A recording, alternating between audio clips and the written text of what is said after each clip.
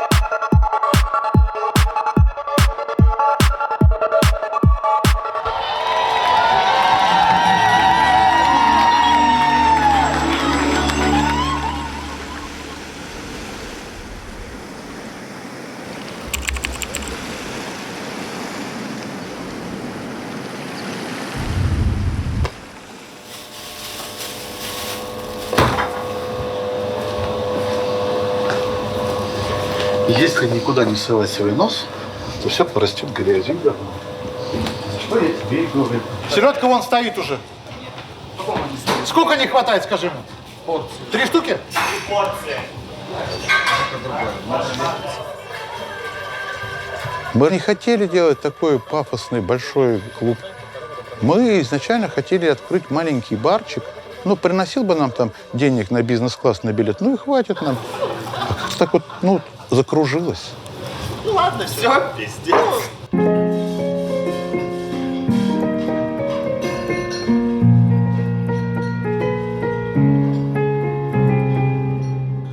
Это так по дому ходишь? Понятно, почему тебя быстро замуж взяли.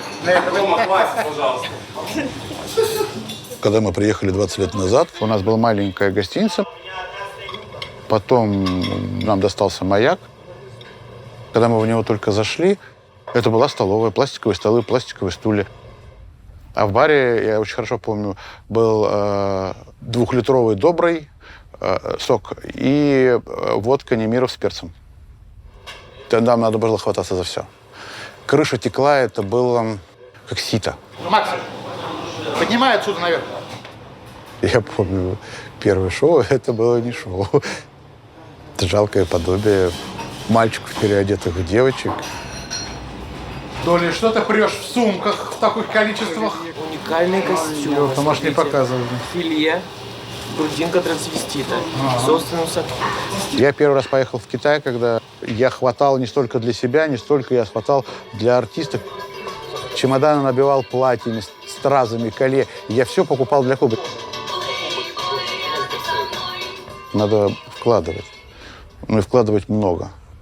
Только тогда люди будут это ценить, люди будут это уважать, и люди будут тебе идти и отдавать свое добро и свои деньги. Салат оливье готовился с перепелами, с черной икрой там, и с раковыми шейками. Но надо как-то приблизиться к этой истории. Ну вот я еду сейчас в одну из контор посмотреть раковые шейки, в каком они состоянии, как это вообще выглядит. Ну, возможно ли нам применить их в наш салат. Ну, как правило, такие вещи стараюсь покупать сам. Валера, иди сюда. Это самое. Покажи мне раковые шейки. Где они все живут? Ром, шеек раковых нет. Ты сказал, что есть. Я не говорю, что он побежал, но Сюда. Привет. Каждый день он костюмы меняет. Конечно. Каждый день. Все? Все, да. Ты берешь сейчас? Все для тебя, Рома. как бы при всем при этом, вот где мы все места обходим, все они были в клубе, все они обо мне все знают. Как можно уехать из этой страны? Да ни в жизнь бы не уехал. А как хорошо здесь жить.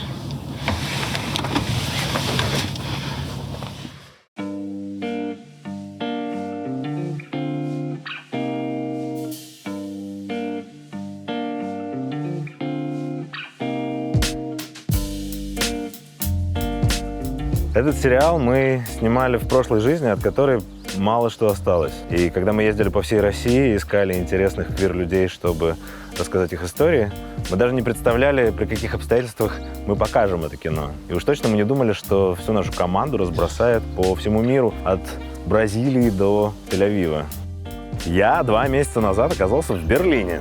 И хотя это не первый мой большой переезд, он точно самый тяжелый. Бывали дни, когда я к вечеру не мог уже ни говорить, ни ходить. Вся эта иммиграция мне казалась ужасной ошибкой, а мое будущее абсолютно беспросветным. Тогда я думал, что, кажется, начинается депрессия, и очень боялся этого. Но сейчас я понимаю, что это была здоровая, естественная реакция моего организма на перегрузки. Потому что иммиграция всех, абсолютно без исключения, сбивает с ног. И чтобы встать, тебе нужны какие-то опоры. Например, когда мы наконец сняли здесь квартиру, я помню, стало гораздо легче дышать. Еще мне очень повезло переехать сюда с моим любимым парнем. Говорят, что переезд — это испытание для отношений, но у нас, кажется, все классно. Мы вот даже собираемся пожениться. А еще мне очень повезло, потому что я почти не прерывал психоаналитический процесс. Просто мы с моим аналитиком занимаемся онлайн. Я и раньше был поклонником удаленной терапии, а теперь я просто ее фанат, потому что именно удаленная психотерапия позволяет тебе не прерывать процесс ни во время эмиграции, ни во время отпуска, ни во время жесткого рабочего графика. И я по-прежнему в этом смысле рекомендую своих друзей сервис онлайн-платформу психотерапии Ясно.Лайф. У сервиса онлайн-психотерапии Ясно.Лайф есть несколько очень удобных качеств. Здесь алгоритмы после небольшого опроса подберут и предложат вам наиболее подходящих психологов, а если вам захочется более точно подыскать специалиста, то поможет служба поддержки. Деньги списываются за 12 часов до сессии.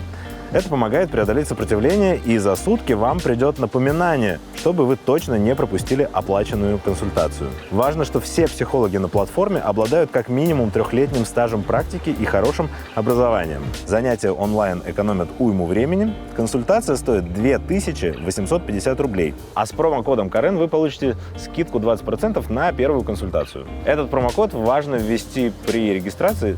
Ссылку вы найдете в описании.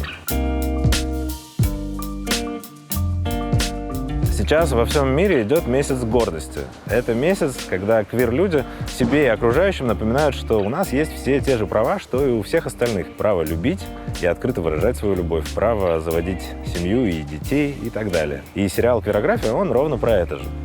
Так вот, чтобы реализовать все эти права, даже в самые мрачные времена, нам нужны все те же опоры. Это близкие отношения, ощущение смысла в жизни и хороший психотерапевт, который поможет навести какой-то порядок в своих мыслях и чувствах.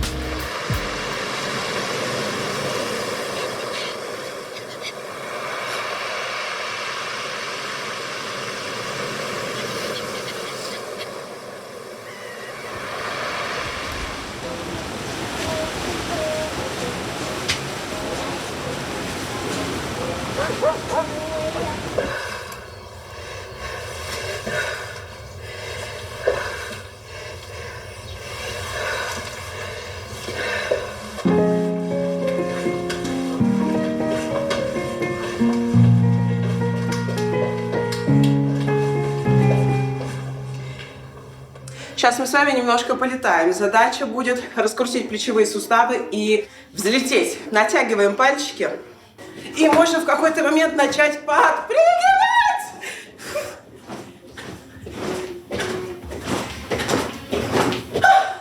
Мы сегодня с вами проработали грудной отдел, где хранится чувство вины и чувство обиды. Первое образование у меня педагог начальных классов. У меня произошел такой закус с преподавателем кафедры по воспитанию. Была тема про гомосексуальность. Вопрос коррекции воспитания подростков с наклонностями. Влево, Я сказала все, что я об этом думаю, что перевоспитания вообще не существует как понятие. Подростку важно помочь с самим собой отношения выстроить, а не сломать его и подстроить под общество.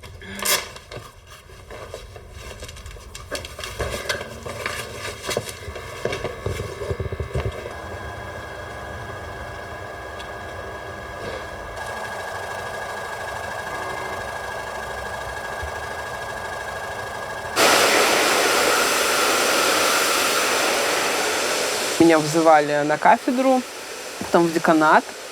Если вы учитесь здесь, значит, вы разделяете ценности учреждения. Я сказала, окей, я не разделяю ваши ценности, и здесь я больше учиться не буду. Тогда, да, я поняла, что мне нужно европейское образование. Я хочу понять, как по-другому. Теперь зарубите себе на носу, я вас не виню, а себя я чертовски люблю.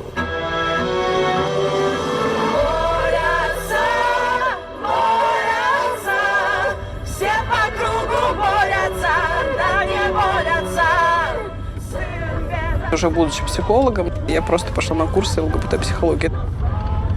Это очень сложно было. Преподают они на французском. Ага, да, Настя. После того, как я получила уже женевский диплом, я поняла, что я хочу понять, как это работает в России.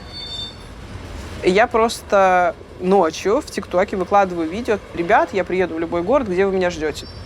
Я просто села в самолет, у меня было 30 тысяч рублей, и я летела в никуда. У меня не было плана, я не знала, какой город будет следующим. Я просто приземлилась в Благовещенске на другом конце страны, да, и все.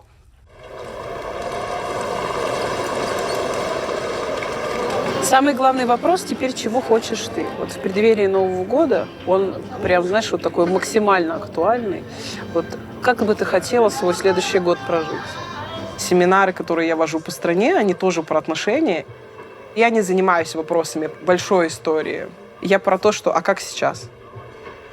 Вот сейчас пара где-то в Омске живет. Вот как сейчас им жить, да? Никогда когда-то мы будем в квирном обществе, никогда когда-то у нас поменяется конституция, а вот сегодня, да? Как не давать внешней среде разрушать тот мир, который мы строим? Солнышко светит, ты светишься, сидишь от него, оно там тебя так, лучики на тебя бросает как раз, да, и ты такая вся в улыбке, в предвкушении этого свидания, расслабленная, уверенная женщина, знает, чего хочет, но это прекрасно. То, что мы говорим, терапии нужны годы. Так работал 20 лет назад. Мир поменялся. Мы хотим вокруг травмы очень аккуратно ходить. Да? Тот метод, в котором я работаю, он открыто говорит о травме. Вот это 4-я и 5-я недели – это мои самые любимые недели в сопровождении. Я уже начинаю видеть, как клиент получает тот результат, за которым пришел. Ради чего я готова в любом месте, в любое время работать, днем и ночью. Горы. Сейчас поедем на море. Вот это все соединяется, боже. Сочи способствует усилению эффекта удовольствия.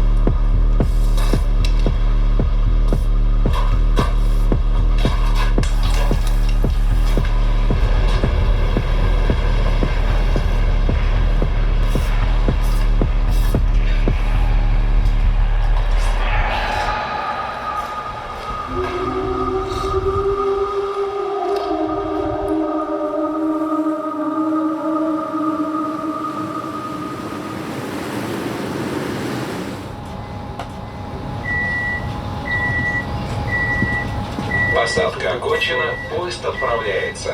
Следующая остановка – Вардане. Арти – замечательное слово. Оно меня не загоняет ни в какие рамки. Это было 6 лет назад. Я просто увидел на ютубе каверы на дабстеп-треки Скриликса на специальной драм-машине, которая светится, блестит. Мне ее очень сильно захотелось. Мне ее подарили на Новый год.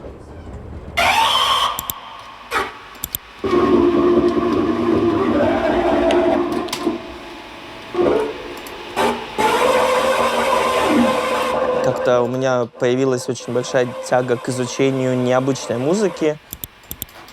Начал слушать какие-то 12-минутные зацикливания индустриальных звуков, dark ambient, всякую такую дичь.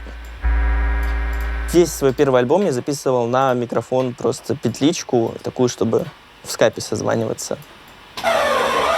Сейчас у меня появился микрофон, уже немного получше, но все равно не профессиональным. Мне очень нравится, что моя музыка, она вообще ни о чем. Это транслирование именно таких эмоциональных полутонов. В Сочи я ни в каких клубах не играю, меня никуда не зовут. Тут и негде особо выступать. Тут все клубы — это староформатные заведения. И Сочи — курортный город, и люди сюда приезжают и вот за этим таким шашлычком из свинины. Я очень большие надежды возлагаю на свой альбом, я хочу его грамотно продвигать, чтобы у меня было уже достаточно много выступлений, и это позволило заработать на то, чтобы уехать из города Сочи. Сколько жителей в нашей стране, всем тут известно, 141 миллион, но не на этом месте. Если бы страны тут собрались как созвездия, тогда бы мир не хватило даже Малышка совсем. Не зря а с кем ты гуляешь?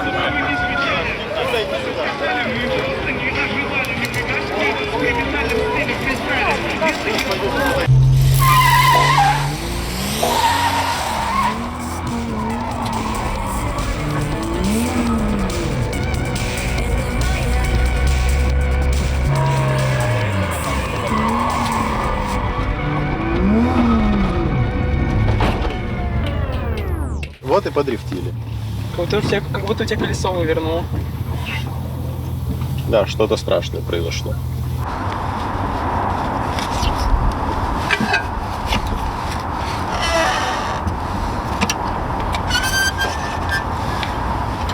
Колесо раздора. Нет, это не колесо раздора. Это колесо разъеба. Это колесо спасения. Вот колесо разъеба. Да, вот это колесо разъеба.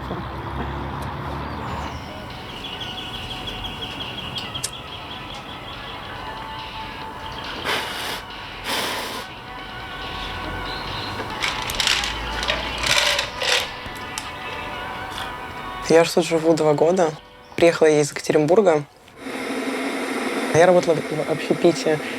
Я пришла туда и говорю: ребят, я ничего не умею делать. Научите меня, пожалуйста, по-быстрому. И была женщина, которая постоянно говорила: «Хощ, хощ». И я никогда не знала, что это значит. Я ее спрашиваю: а что это значит? Она говорит: да ничего это не значит. А потом я это узнала, что это обозначается как «отойди, отойди». И они меня научили, как готовить салаты, как укладывать рожечку из салата, как делать фруктовую нарезку. Партнер заведения, что в Екатеринбурге, что в Сочи, был один. Я сказала, что мне скучно, я там работала старшую смену, и меня перевели сюда, в Сочи. Приехала одна, без друзей, без знакомых.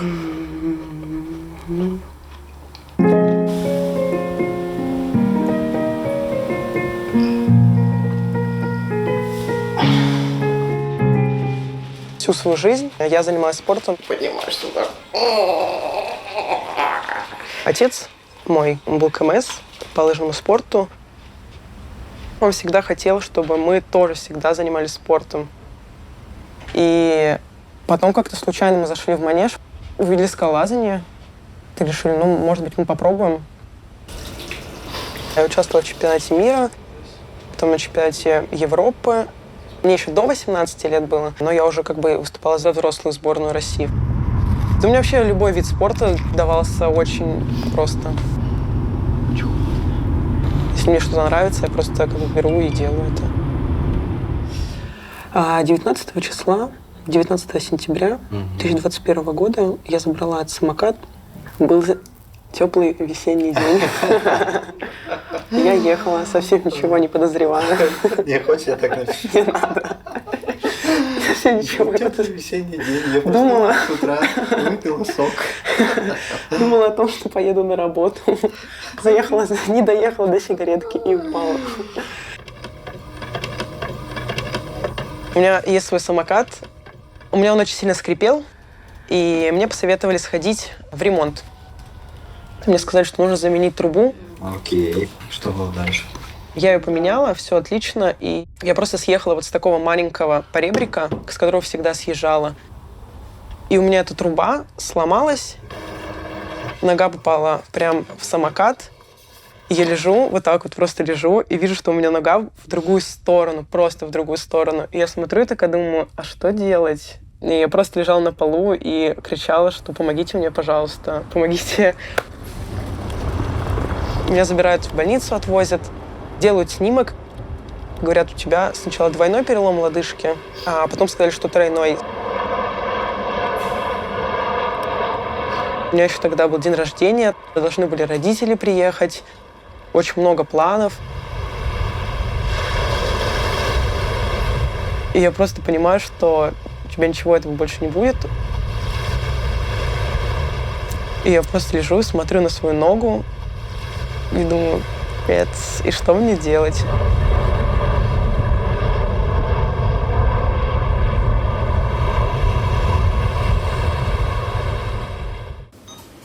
Не дышим.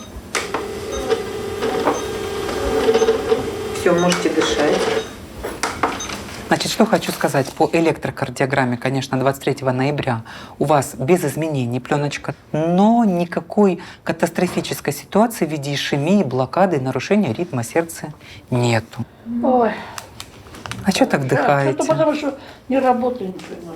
Знаете, хотите, расскажу вам случай из своей жизни. Я когда в далекие года, работая врачом скорой помощи в поселке Лао, когда я приезжал в национальную семью, и жена то в обмороке, то у нее сердце болит, то еще, начинаешь говорить, что случилось. Ну и мне на ухо шептали всегда: муж на пляже. Поэтому для местных женщин Сочина лето — это самое плохое время года. Для местных. Для местных женщин, да. Для меня, как человека, важна не только жизнь моя, но и жизнь окружающих. С 8 класса я работала в ветеринарной лечебнице города Сочи, помогая врачам, даже в некоторых моментах ассистируя, держа крючки, карцанги. Был настрой именно вот научиться. Хотелось быть врачом. Здравствуйте! Как дела, моя красота? Да. Так, отлично. Что вам там сказали? Я доверяю вашему мнению, и мне это самое. Сказали, что я вообще здорова. После окончания института я ушла в терапевтическую специальность и стала кардиологом. Сердце можно любить, сердце может остановиться, сердце может болеть. Любимый орган. Мы, дети, остаемся, пока живы наши родители. Вы поймите, что ценнее, чем мамы, нету никого. Сколько вашему ребенку? 5 лет. Не спускайте с рук, не спускайте, любите, дарите, вот прям балуйте. Моя работа — это то, ради чего я живу, это работа мечты. Я нигде и никем себя не вижу, кроме как врачом.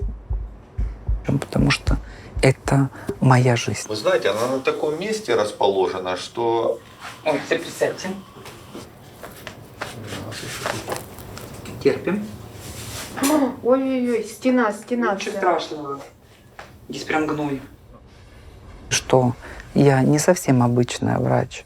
Все прекрасно понимали. Нанесение тонирующих средств, прически, длинные волосы, приталенные халаты с выточками. Это все равно меня выдавало. Но, к сожалению, фамилия, имя, отчество была в мужском поле. Что и сейчас, кстати, пока это сохранено. Алексей Андреевич, спасибо большое вам. С наступающим вас с Новым годом. Это хорошее. Спасибо большое. Да вам спасибо большое. Вы вообще лучший. Спаситель наш. Спасибо вам большое, Николай Леонидович. Если что, я на связи, только не расстраивайтесь, а то уже глаза мокрые. Еще не было комиссии, которую я сама лично оттягиваю по причине того, что при смене пола надо менять диплом. А чтобы поменять диплом, это нужно пройти очень многое, что и практически не является возможным.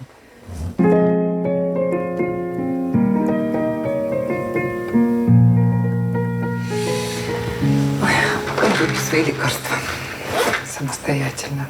Джуля, ты заметила то, что ты мне подарила? Это Джилетка мне подарила. И она мне хорошо. И прям очень-очень хорошо. Звездный доктор прям. Когда я осознала это в детском саду, что я девочка, и мне все нравится. Мои игрушки были любимые, это куклы. Я любила ходить на маминых каблуках. Но при маме этого нельзя было одевать, потому что мама была очень строга. К счастью, к моему, мама постоянно работала. Женщина должна, Саня, ты же сама знаешь мое мнение, женщина всегда должна быть замужней. Надо ухаживать за мужем, надо, ты же понимаешь, платок носить. Я такая вообще свободолюбивая, чтобы мне вот это указывали. Никогда в жизни такого не будет. А меня только знают, что бьют, все лупасят.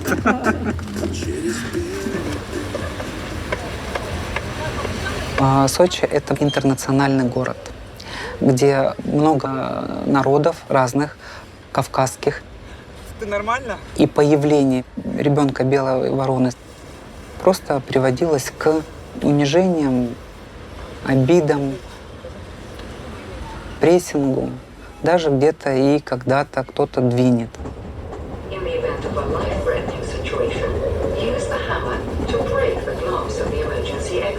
В 9-м, в 11 классе у меня начались первые мысли ухода из жизни.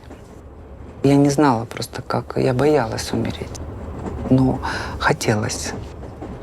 Таблетки выпить боялась, не знала какие, спрыгнуть с окна страшно, потому что высоко. И я тогда себя стала морить голодом. Я решила уйти таким образом.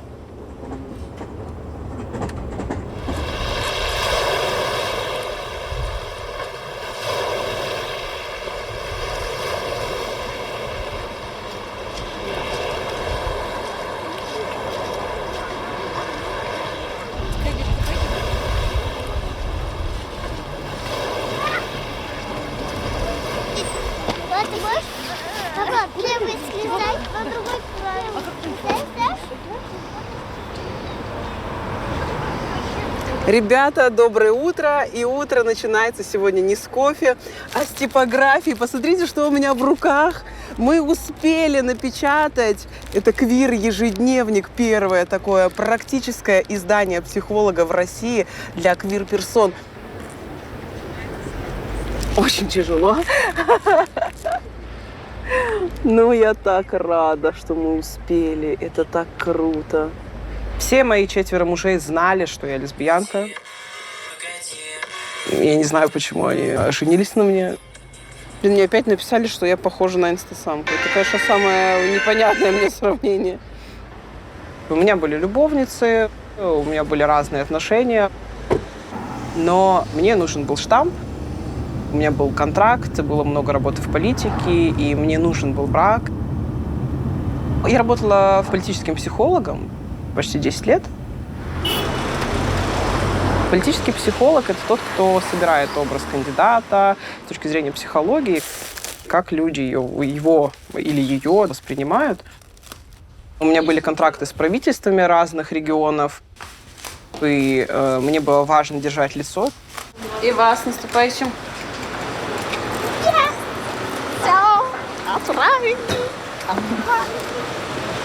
Класс. В 4-м браке я влюбилась в девушку.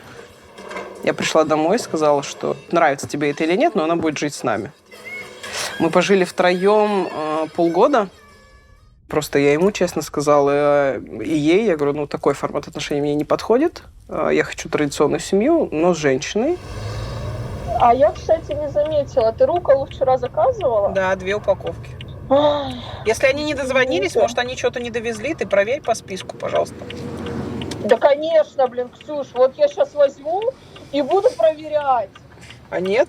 Ты прикалываешься, там 159 наименований. Ты как хочешь, чтобы я это делала? А у еще меня... полдня. Я тогда это все раскладывала, еще полдня на проверку списка потратила. А у меня не может быть в Сбермаркете... Кать, возьми чек просто. В чеке посмотри, есть Где руколы мне или его нет. взять? А ты что, чек не взяла? Где мне его взять, Ксюш? Тут было 800 пакетов, я все выкинула. Ты видела вообще, что тут творилось? Нет, ты же не сфоткала, Кать, ты же не сфоткала. Все, до свидания. Как быть-то? Ни одной фотокарточки пакетов, блин. 800 пакетов. Ну как можно было не сфоткать пакеты, блядь? Я не понимаю. Вот оставь на полдня дома. Пакеты не сфоткать. Чё, блин, не жена блогера, что ли? Что ты куда уже влезла? Тебе привет от мамы. Настя всех напугала, сказала, что у них сын будет рыжий. Теперь они не знают, как его назвать, короче. У них же все имена были для девочек. Но все имена, которые Настя предлагает, Семен говорит гейские. Он думает, что это так работает, да. Я говорю, слушай, ну по закону нашей семьи, главное, Ксюша его не называйте. Родители вообще любой ЛГБТ-семьи, это прям отдельная тема. Первый мой камин-аут был в 16, когда я влюбилась в девочку. Я говорю, мама, я там встречаюсь с девушкой. И мама говорит, какая-то фигня. Ну, во-первых, она страшненькая, а во-вторых, давай там, типа, с мужчинами, а лучше с двумя, и вот это прикольно, да. Такая прививка от лесбиянства. Моей маме было очень тяжело. Мы ссорились, мы не понимали друг друга. Все, что делала я, это я говорила, ты можешь злиться, ты можешь это не понимать, но по-другому не будет. Папа очень ее поддерживал и говорил, какая разница, главное, чтобы она была счастлива. Мы же знали, что она особенная. А папа вообще очень любил фразу «ты создана для большего, ты никогда не будешь жить в этом городе, ты будешь очень много зарабатывать, ты особенная, ты будешь что-то делать важное для людей». И он до сих пор так считает, да. Нет, ничего не видела. Что? Мерседес кабриолет в Сочи продают. Синий, такой красивый, ни на что не намекаю. Моя мама, у нее прям была такая борьба с собой. Мы обе пошли в психотерапию. Нам понадобилось 3 месяца, чтобы восстановить теплоту и понимание. Ну ладно, отправить звук слышно. Давай. Целую, пока. Целую, Привет. пока. Привет, Катя. Ага, Пока. хорошо. Кать, тебе привет. Тебе тоже. Пока. Ага. Пока.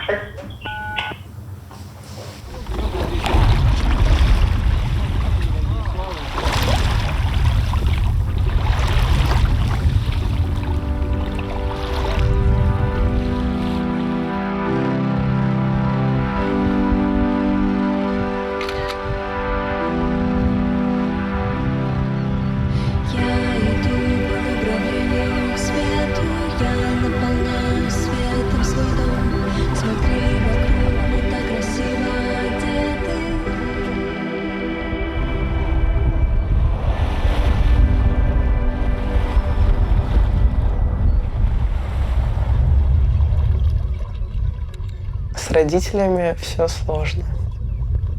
Я не готова все еще сказать родителям, потому что я много слышала историй, что родители булили. Я всегда знала, что мне нравятся девушки. У меня сразу не было такого проблемы, как у некоторых происходит, что мне понравилась девушка, что мне делать? Я всегда это знала, у меня вообще никогда не было с этим проблем. Иногда просто идешь по Адлеру, как в деревне, всех своих знакомых здесь встречаешь. Здорово. Здорово. Вот так оно и есть. Иногда я так думаю, может быть, все-таки мне нравятся мальчики. И всегда это проверяется тем, что ты просто с кем-то переспишь. Адлерская романтика. Первый раз я переспала с девочкой 18 лет. Татуировки я тоже начала делать 18 лет. Подстриглась я 18 лет, как положено. Своим вообще родным. И мне звонят и говорят: Даша, где твой мужчина? Где твой суженый ряженый? Я говорю: не знаю, я работаю. Мне некогда, у меня нет времени. День победы закончился, а эту штуку так и не убрали. Может, еще лет стоит. Мы всю жизнь плохо общались с родителями. У нас даже было так, что я подстриглась, и мой отец сказал: да она ничего со своей прической не добьется. Я думаю, зачем мне вообще о чем-то говорить, если мои родители даже не готовы к моей внешности. Я вообще не общалась с мамой 2 года. Мы жили дома с ней вместе, но мы не общались с ней вообще. Все.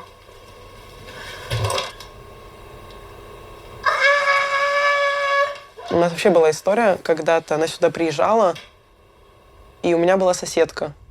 Моя мама подходит к соседке и спрашивает у нее: моя дочь любит девочек или нет? И потом я просто такая думаю: мам, а ты не можешь у меня спросить напрямую? Зачем ты спрашиваешь у какой-то соседки?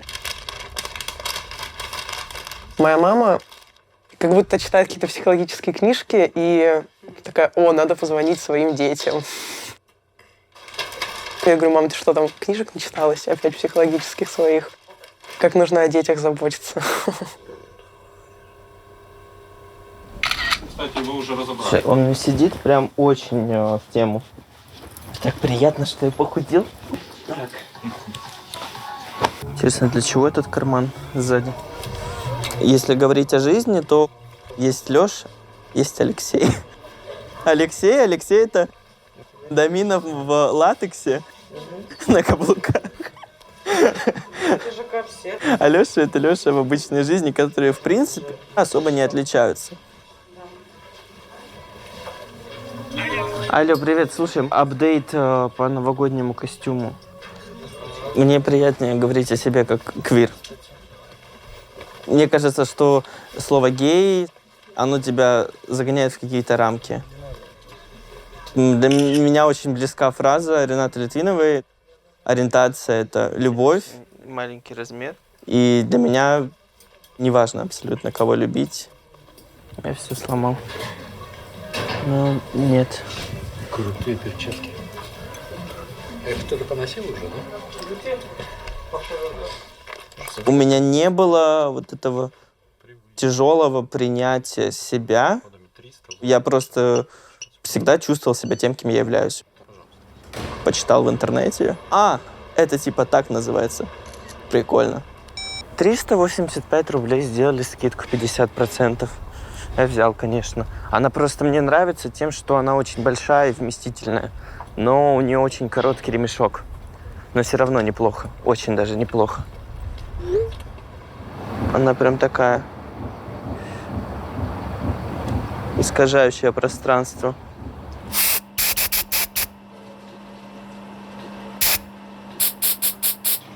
Мне очень нравится квир-культура. Я сразу просто прочувствовал, что это мое. Как только я прикоснулся к тому, что можно нанести себе огромные розовые стрелки, уходящие в ухо, я сразу нарисовал себе 2-ю стрелку и побежал. Мне много, кстати, из этой косметики мама подарила. С родителями я как-то тему не поднимал и не говорил еще об этом. Мне кажется, что я в недостаточной степени самореализовался, чтобы до конца отколоться от них.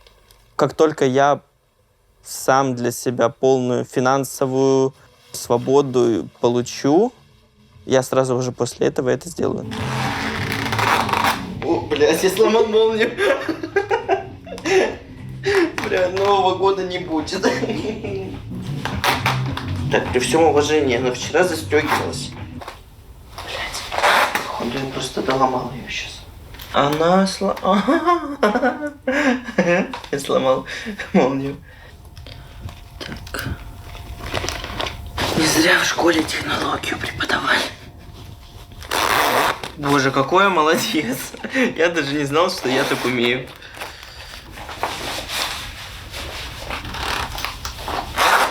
Мама мне вообще кажется, возможно, в курсе. Я когда был маленький, моя любимая была тема — это закрыться на балконе и позвать ее и пародировать клип Human Nature Мадонны. Потом вдруг через 15 лет на нее падает из моего шкафа портупеек.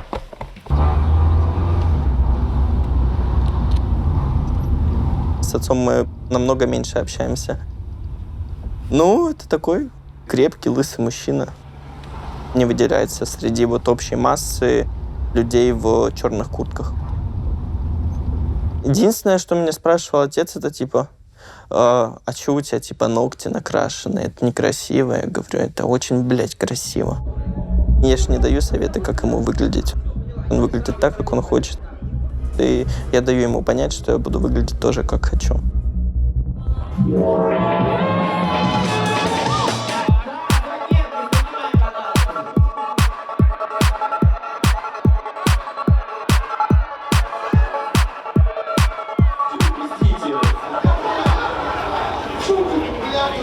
Что меня обижаете? Неплохо, я поднятила в Москве.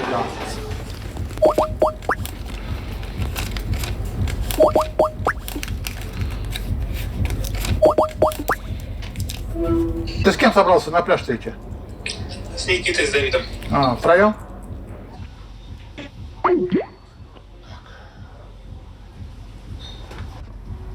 Мы познакомились в 2002.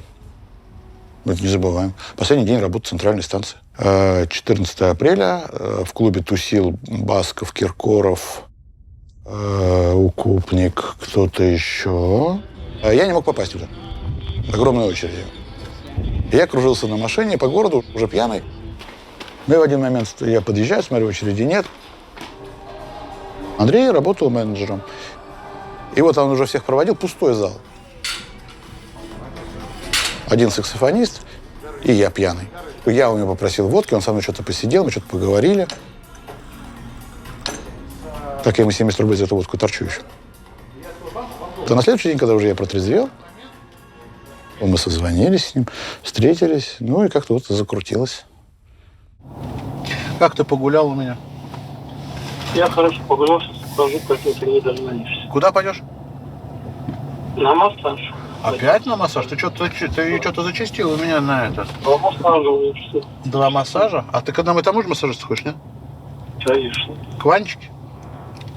Да, к Ванечке. Шурочке. К Шурочке? У моего супруга сейчас гостиница в Комплехе, и он управляет ей. А я управляю маяком. Весь дизайн, все, что в нем сделано, это придумал Андрей. Я только воплощал все это по чертежам. Он меня пинает, постоянно подталкивает. То есть я постоянно в тонусе еще держу. Если бы я был один, я бы давно развалился. Я бы обленился, бы ничего не делал. Ну, приезжали челябинские эти. Вот мы сколько там, часа 2 или 3 с ними разговаривали, все посмотрели, все. Ладненько, моя любовь, давай иди гулять, сижу у тебя, я позвоню чуть позже. Надо помазать. Помадка как? Детская? А, малинка. Андрюше подарили на день рождения на Канарские острова поездку. И он первый раз туда попал. Без меня. Да, я понимаю. Андрею всегда нравилась Испания. И он и учил в школе испанский язык. И вот мы купили этот дом для того, чтобы просто ездить отдыхать. Андрей, как дизайнер экстерьеров и интерьеров, решил сделать ремонт. И когда уже переделали, ему стало сдавать жалко. И он там решил остаться. Скучаю. Очень сильно.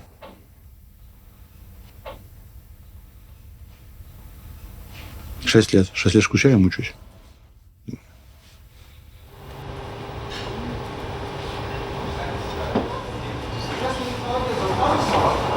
У меня изначально никогда не было залезть в телефон, почитать, посмотреть.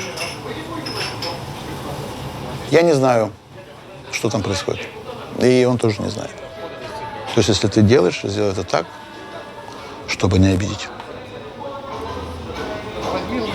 Как моя бабушка умная скажет, корова погуляет, а теленочка домой ведет. Что там? Что там? Зубы мои белые. Я красивая, красивая моя. Да. С кем будешь сегодня гулять? Это было лет 8 назад. Чтобы получить вид на жительство, мы должны были быть супругами. Самая простая страна, где можно заключить брак, это Дания. Свадьба была красивая. Вообще очень красивая такая церемония у них. Расписывает заммэра Копенгагена. Это в главной ратуше все происходит. Мы не ожидали, что так будет это все происходить. Питер, ты стоишь в костюме, Андрей стоит в костюме. Обменяйтесь кольцами, поцелуйтесь. То есть, все как положено, очень все это красиво, торжественно. Но брак – полезная вещь. Если что случится там со мной или с ним, не бегать, не суетиться, и вот это не доказывать, что мы не идиоты и жили вместе.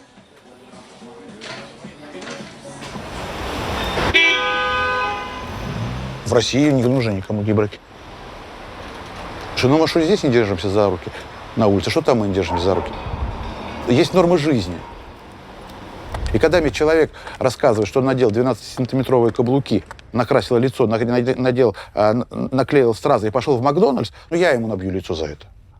Потому что он позорит, первое, слово «гей», второе, он позорит мужской пол.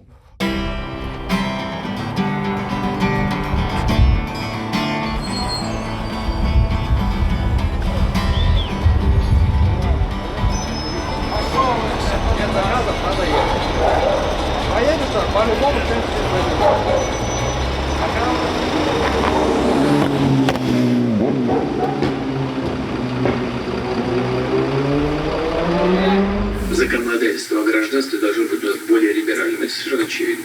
У вас сахарного диабета не было? Рынка труда. Нет, я лежал в больнице очень давно. И, значит, это поверьте, там 7 с чем-то было, Сиафор 850. Вы принимаете? Я принимаю. Да там ничего нет, оно вообще чисто. Ой, чуть-чуть потерпите. Мы сейчас с вами первое, что будем оденем компрессионный у вас чулок. Нет, сегодня нет. А почему нет? Мне больно. Я прекрасно понимаю. Мне показали, как я одену. Вы распишите мне, как его, сколько носить, когда, чего. Да, но мне нужно вас научить одевать его. Мне уже показали, как. Спросить можно? Правда вы маму сами оперировали, что ли, вам сказали? Когда? Кто он такой? Посмотри. А что за операция была? На сердце. Мою маму, у меня мама здорова просила. Это такие сказки уже про вас рассказывают. А ну-ка, подождите, расскажите мне. Мне прям интересно. Ну вот пришла Вика и рассказывает. Говорит, что ой, он же сам делал операцию на сердце своей мамы. Ну, в общем, боже мой, обо мне говорят. Значит, я живу.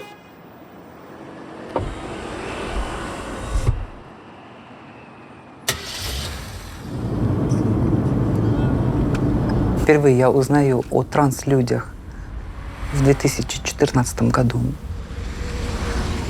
Мы приехали в Таиланд по турпутевке. Нам экскурсовод начал рассказывать, что есть необычное шоу трансвеститов.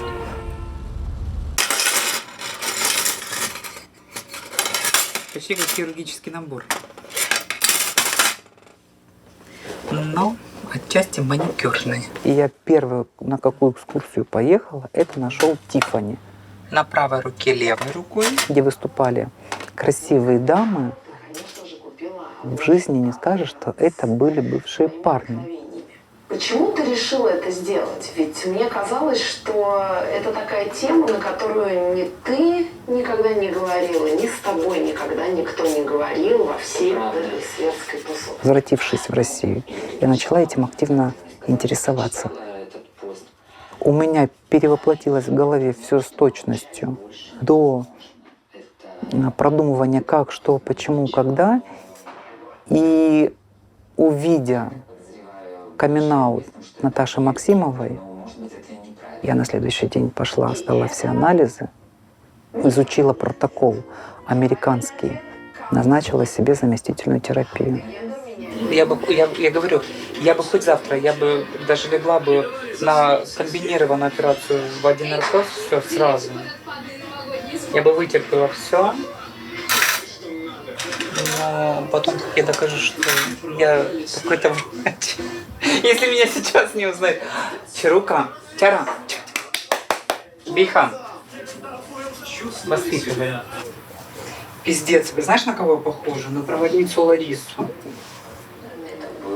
Поначалу, как все лекарственные препараты накопительного действия, ничего не происходит. А со временем начала болеть грудь, появились лишние бока. И вот сейчас я переживаю пубертат. Это моя вторая юность. Я все равно в них влезу. Они просто еще после смерти. Что жарко. И потому что я не влазю в штаны. Я мамин ребенок. И мама видит, что со мной происходит метаморфоза. Появляются все женские черты туловища. Самое главное, грудь выделяется, все. Открыто сказать об этом маме пока нет. Мама может открыть интернет и сказать, что это опасно для жизни. Это может меня немножко затормозить. Я когда прилетела из Стамбула, это был 2020 год, операция по феминизации лица. Я улетала с одним лицом, прилетела совершенно с другим. И моя мама сказала, как будто бы так и было, как будто бы мой ребенок с этим лицом и родился. Борода. Это маска. Борода это, Лёша. Такая густая. Ну, просто по бородатым. Я буду менять все в себе радикально. Я хочу уже, знаете, избавиться от этих ненужных запчастей мне, вот, которые висят и не, ну, извините, сейчас это, которые, ну, нет, я воспринимаю это все должное, просто Бог создал так. Вот. Но сегодня это можно немножко изменить, и Бог дает возможность мне это сделать.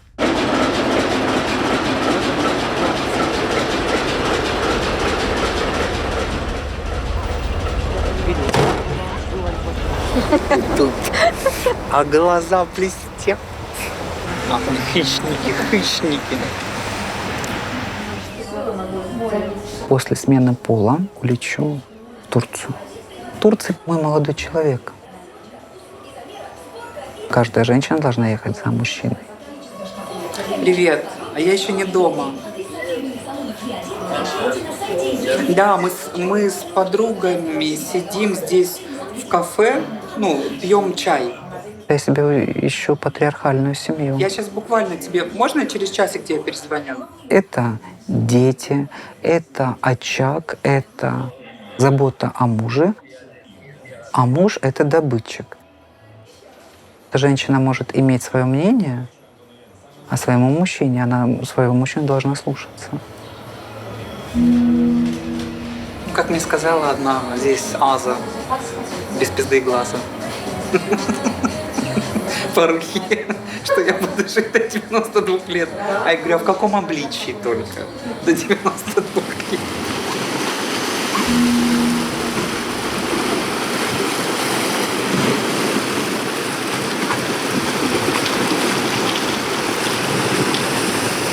Ну, чтобы окончательно.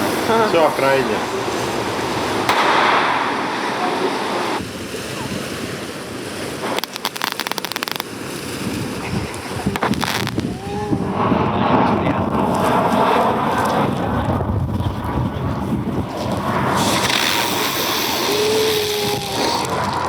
Это качественная пчела. Ну, это было весело.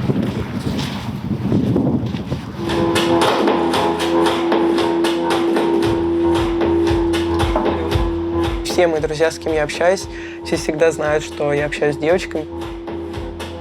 Даже когда я сломала ногу, я ходила на костылях, и это успевала ходить на свидание. Это что такое? Это как? На самом деле, да, может быть, бы хотелось длинные отношения, но как-то их постоянно не получается что-то.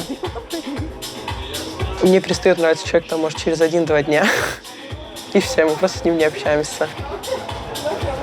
То есть мне пропадает полностью желание с ними общаться. Не понимаю, почему так происходит. Постоянно представляю себе в голове счастливые отношения, когда на меня не будут кричать. Вообще, как я их представляю себе, открытость, доверие, когда сможет сказать то, что у тебя там в сердце. Как интересно, что ты не назвала любовь. Любовь, ну это для меня, ну вот это любовь для меня, эти факторы.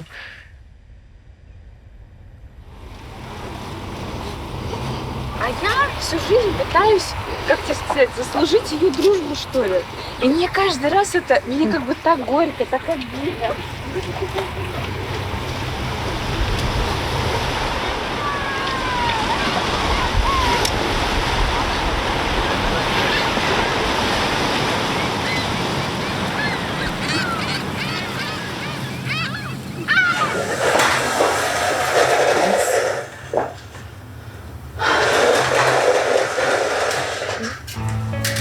Давай. Да. У тебя работает тёмка. Принимать решение. Вот здесь, с этой стороны еще. Мам, неси веник. Ну, уже доделаем.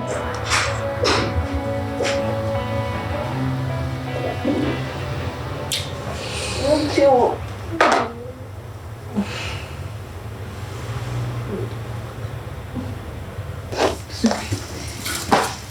Ой-ой.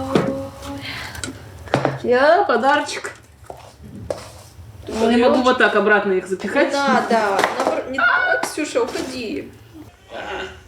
Мешает. История нашего знакомства. Это самая типичная история. Каждый, наверное, второй сейчас знакомится именно там. Это ТикТок. Мы были подписаны друг на друга полгода и были 100% уверены, что мы обе заняты. Я, имея всю свою наглость, написала ей в личку: «Привет, а что, у тебя никого нет?» Она говорит: «Нет», и я думала, что у тебя кто-то есть. Наше первое свидание, я помню, я на него летела из Хабаровска 7,5 часов с уверенностью, что мы будем дружить. Это мы завяжем. Я вообще не понимала, что я ей нравлюсь. Я притом у нее 25 раз спрашивала: «Это правда? Я тебе действительно нравилась?» Прям с первого дня она говорит: «Ксюша, ты подумай, я лишний раз стараюсь не выходить в магазин, да, из дома, там, за хлебом лишний раз не пойду, я доставку закажу, а я полетела к тебе на свидание из Краснодара в Москву, в другой город». Алло. Где шапка? Не могу найти. Вы позвонили в поиск тапочек. Вы ошиблись. Соединить вас с командой поиска шапок? Соединяю.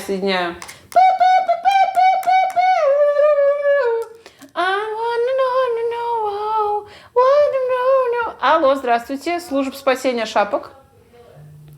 Ваша белая шапка, скорее всего, находится в большом чемодане, который вы не разобрали после приезда из Москвы. Если вам все понравилось и вы нашли свою шапку, нажмите 5. Я уже положила трубку, девушка. Если вам ничего не понравилось и вы уже положили трубку, просто отправьте нам смайлик. Ксюша, я уже собрана. Ты что тут сидишь? Я уже оделась. Сейчас без тебя поеду. Конечно. Мы же на свидание, блядь, едем. Возьми ноутбук с собой, давай. Я, может, тоже возьму работу свою всю с собой. Ты и так ее возьмешь. Ксюш, ты и так все время в телефоне. Помню момент, как я влюбилась. Прям ёкнула, разразился гром, молнии ударили. Гостиница белорусская. Этот эскалатор. И я вижу, как она по нему спускается. Она подходит, берет меня за руку. Мы начинаем болтать, и легко. Блядь, в смысле не удивлять? А что ты мне вчера сказала? Ксюш, куда сходить поесть? Это не свидание, блядь. Вот так ты мне сказала вчера. Ну, потому что мы всегда кушаем где-то в кофейне, в кафе где-то. Самое главное событие для меня – это наша с Катей свадьба, которая будет в Португалии. Для нас лично брак нужен, потому что мы традиционная семья. У нас общаются друг с другом родители, мы хотим детей. Понятно, что Конституцию еще раз мы не перепишем, но если это какой-то там формат там, какого-то гражданского союза хотя бы, да, то это уже правовая форма, это уже признание социальной группы. Да. А пока этого нет, мы постоянно всем сообществом находимся в иллюзии того, что мы не существуем. Да. Но мы существуем, все живые.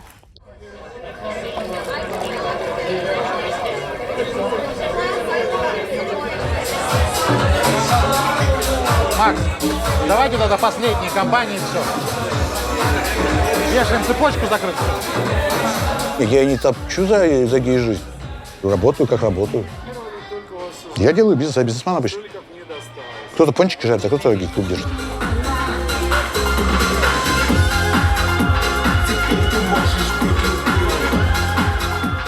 Все зависит от идеологии государства. Когда я был маленький, у нас были октябрята, да? Нам вешали этот значок с Лениным. У нас были кумиры, пионеры-герои. Это сейчас мы начинаем понимать, что Зоя Космодемьянская поджигала собственные деревни, а Павлик Морозов папашу сдал. Но это была идеология. Потом партия. Нас с детства растили на идеологии какой-то. А сейчас, ну что у нас, поколение ТикТок?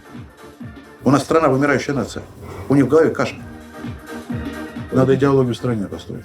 И когда будет нормальная идеология, тогда можно разговаривать уже о нормальном, толерантном государстве. Под громкие аплодисменты!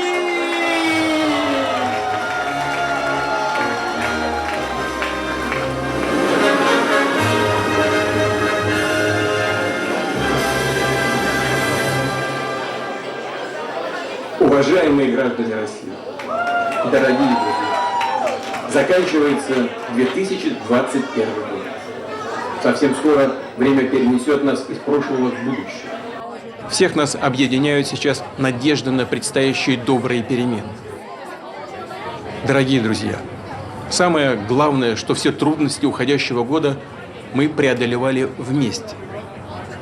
Мы твердо и последовательно отстаивали наши национальные интересы, безопасность страны и граждан.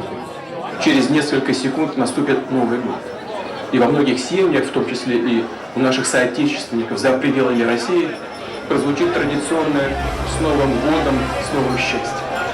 Эти простые слова мы произносим с особым чувством, потому что они передаются из поколения в поколение.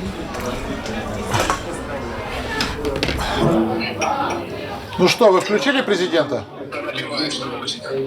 Я не выпиваю. Я пока... Я у тебя его послушаю. Да. Тяжелый.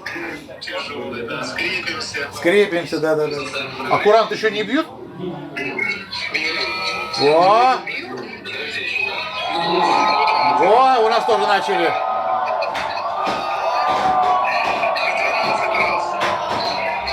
С Новым годом, мой любимый. Я тебя люблю очень сильно. Все, с Новым годом. Пошел.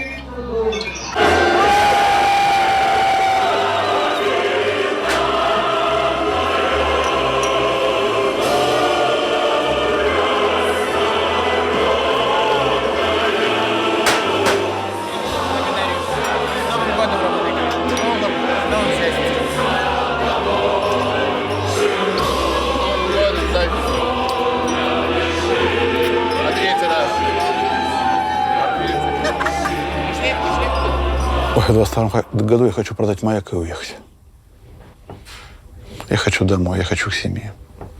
Я хочу к собаке, кошке, к Андрюше. Нет, не надо слов, не надо паники. Это мой последний день на Титанике. Вот и вся любовь, снимаю батики. Это мой последний день на Титанике.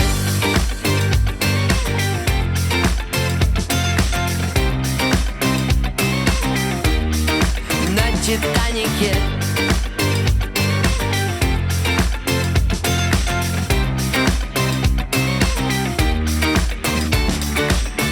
Я схожу на берега.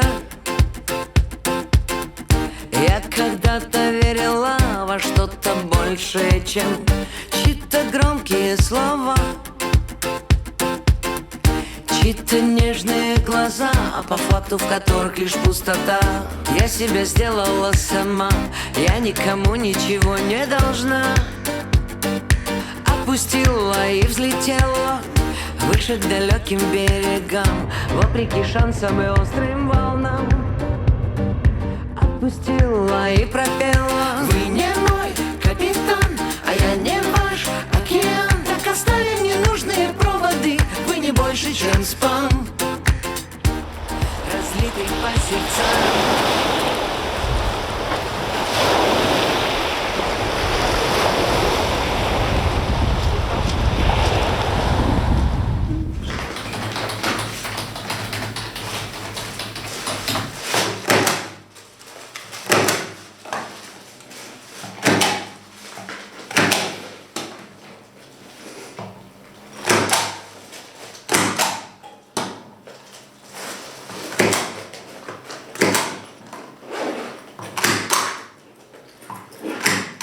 Все. Поздравляю. Спасибо вам большое. Всего доброго. Да, до свидания.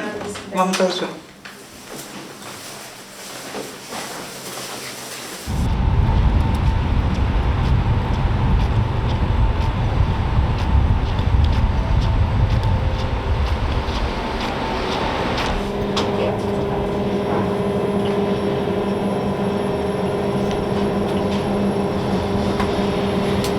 For this flight, please proceed to check-in counters 37, 38, 39.